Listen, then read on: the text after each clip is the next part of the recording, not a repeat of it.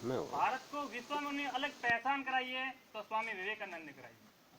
और एकदम वो युवा थे और युवा काल में उन्होंने इतना कर दिया जो कोई व्यक्ति लगभग 70 साल 80 साल जी लेता तो भी नहीं कर पाता है। इसलिए वो युवा होने के नाते 12 जनवरी को एक युवा दिवस के रूप में रखा गया ताकि भारत के संपूर्ण युवा उनकी बात को समझे, उनको जाने, उनको पहचाने, उनका अनुसरण करें और अपने जीवन को सफल बनाए। आपने सुना होगा, पढ़ा होगा और बहुत सार जब भी जयंती आती है कहा भी जाता है कि स्वामी जी विवेकानंद जी जब भी कोई एक बात पढ़ लेते थे, एक किताब पढ़ लेते थे तो उन्हें पूर्ण रूप से याद हो जाता। हम सिर्फ इतना पढ़ते ही हैं, कभी ऐसे विचार नहीं करते कि ऐसा क्यों होता था।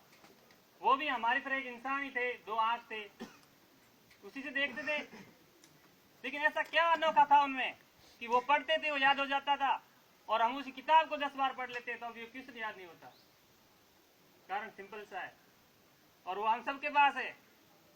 कारण सिर्फ एक ही है कि जो वो करते थे उसमें खो जाते थे, पूर्ण रूप से उसके अंदर डूब जाते थे। उनको ना इधर का दिखता, ना उधर का दिखता, ना दाएं का दिखता, ना बाएं का दिखता, पूर्ण रूप से उसके अंदर खो जाते थे। और हम भी खोते हैं, हम भी खोते हैं जब कोई टीवी देखते हो, सीरियल देखते हो, आपको फिल्म देखते हो, धारावाहिक देखते हो, हूट आपको याद हो जाती है कौन था, किसके अंदर क्या पात्र थे, क्या कहानी थी, कौन किसको क्या कह रहा है, सब याद रह जाता है। आप तो वही है ना, दिमाग वही है, आंखें वही है, लेकिन किताब याद नहीं रहती, लिखा हुआ याद नहीं रहता। कारण क्या है कि हम जो कर रहे हैं वो कर नहीं रहे हैं, सिर्फ काम निकाल रहे हैं। आप खो जाओ उसके अंदर। स्वामी विवेकानंद यही कह रहे थे कि जो काम कर रहे हैं उसके अंदर पूर्ण रूप से डूब जाओ। जब पूर्ण रूप से डूब जाओगे ना तो 100% रिजल्ट अवश्य आएगा। और जिंदगी में आगे बढ़ने के लिए 3 ही बातें महत्वपूर्ण है। सिर्फ 3 उदाहरण हमारे भारत के ज्ञान में भरे हुए पड़े हैं। वो 3 आदमी को 3 सिद्धांतों को फॉलो कर दिया ना, जिंदगी में कोई आपको रोकने की बात तो दूर, कोई हिला भी नहीं सकेगा। और वो 3 बातें हैं। पहली बात सुनो, अर्जुन जैसा लक्ष्य। अर्जुन के बारे में आपने सुना होगा, उनका लक्ष्य सिर्फ एक ही था, उसको मछली की सिर्फ आंख दिखती थी, उसके आसपास बगल में इधर उधर क्या कुछ भी नहीं दिखता था। तो लक्ष्य हमेशा एकदम स्पष्ट होना चाहिए कि मछली है, आंख है और तीर है और कोई नहीं है, ना इधर है ना उधर है। दूसरी बात, भीष्म प्रतिज्ञा। भीष्म ने प्रतिज्ञा ली थी ना, वैसे एक कठोर प्रतिज्ञा होनी चाहिए, दृढ़ निश्चय होने चाहिए, कुछ करने की ललक होनी चाहिए।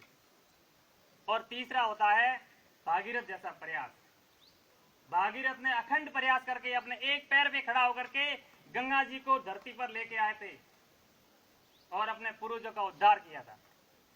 लेकिन ये 3 बातें किसी भी बंदे ने जीवन में अपना ली ना, लक्ष्य स्पष्ट, दृढ़ प्रतिज्ञा उसके पाने की और भागीरथ जैसा कठोर प्रयास, तो कोई मंजिल आपसे दूर नहीं, आपके कदमों में आएगी।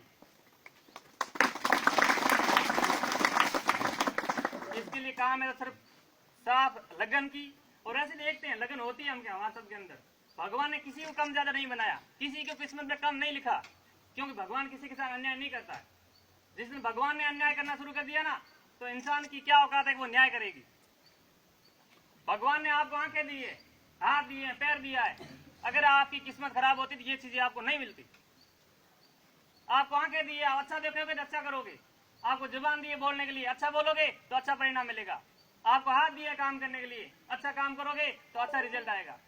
लेकिन हम करते नहीं है, जैसा हम करते हैं वैसा हमें परिणाम मिलता है।